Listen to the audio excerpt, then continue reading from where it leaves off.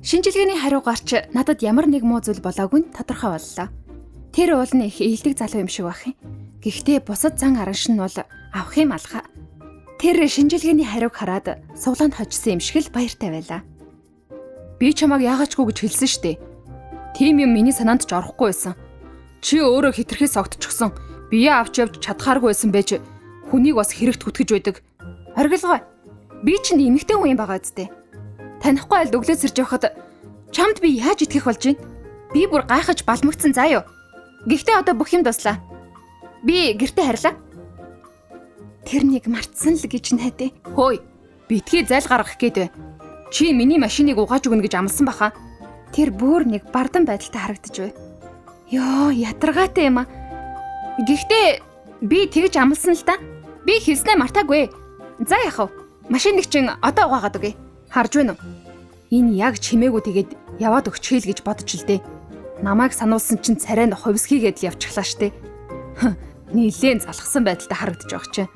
За яах вэ? Өнөөдөр чамд их урт өдөр байсан байх. Чи энэ 7 өдрийн сүүлээр угаачаарай. Би одоохондоо компани унаагаар явчих юм. Энэ 7 өдрийн сүүлээр бид нар асрамжийн газрын хүүхдүүдэд хоол хийж өгч мөнгө хандивлах компани сайн үлсийн арга хэмжээтэй болохоор би өнөөдөр л угаахгүй болохгүй нэ. Би энийг урах хэрэгтэй юугүй юу? Тим арга хэмжээнд дуртай байх болов. Энд тэнд очивол компанид ч сайн л хэрэг болох байх та. Бид нартай хамт тэнд очимоор байна уу? Ажлынхантай бүгдтэй нь цуг илүү цагийг зугаатай өнгөрүүлж тэднийг таньж авч болно штэ. Тэд нар офисоос гадуур байхдаа ямар байдгийг бас харахгүй юу? Тэдэд ч гэсэн чамайг мэдэж авахныг боломж болно. Тэгээд цуг ажиллахад илүү амар болох байхаа.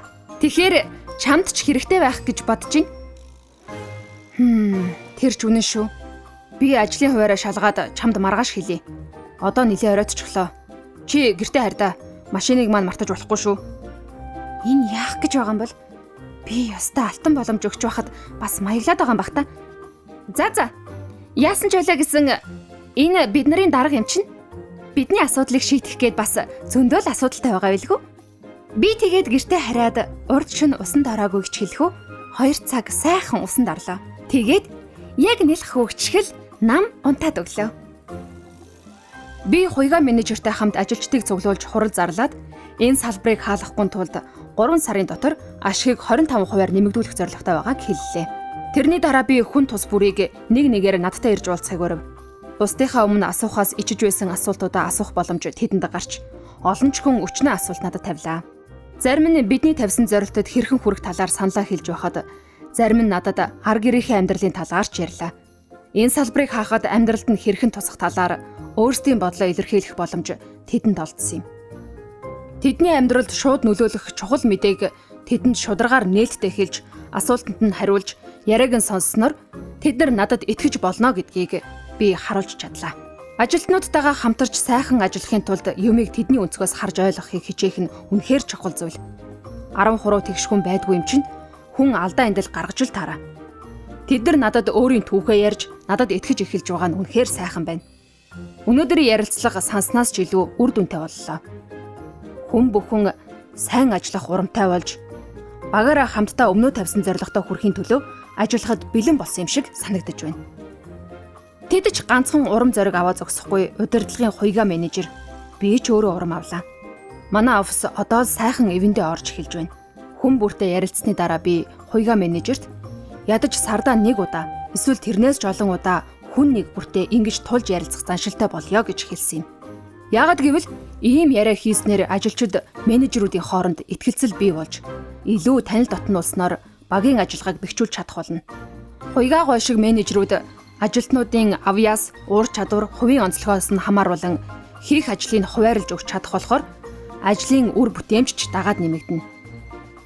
Хуйга менежер бид хоёр ярилцаж дууссаны дараа 3 сарын дотор ашгийг хэрхэн нэмэгдүүлэх талаар санаа авахын тулд баг хамт олноос гаргасан санаа оноо тэднээс сонсож мэдсэн зүйлийг нэгтгэлээ. Энэ талаар маргааш маркетингийн багтаа уулзаж ярилцъя. Тэгтэл хуйга менежер нөгөө галзуу охиныг намайг энд байх хугацаанд миний нарийн бичиг болгол яасан бэ гэлээ. Тэрнийг маш хичээнгүй хүн бүхэн тэрэнд сайн байдаг гэд дахин магтаж байсан юм. Тэр надад тусалж чадах хүн юм байх уу? Би хуйга менежерийн хэлсэнтэй санал нэгдэж тэрний саналыг зөвшөөрлөө. Тэр явхаас өмнө бүтэн санд болох сайн үсэн арга хэмжээнд намайг ураад нөгөө галзуу охиныг хэлсэнтэй адил зүйл хэлв. Би ч очихоор шийдэж миний тусалж чадах зүйл байгаа эсхийг асуулаа. Харин тэр номингийн хариуцж байгаа ажил болохоор тэрнээс асуухгүй л мэдэхгүй нэ гэв. Тэгээд тэр номингоос асуучаад тэрнийг над руу явуулахаар болов. Номинтой хамт ажиллахад ямар нэг асуудал гарахгүй л байгаасай гэж найдаа.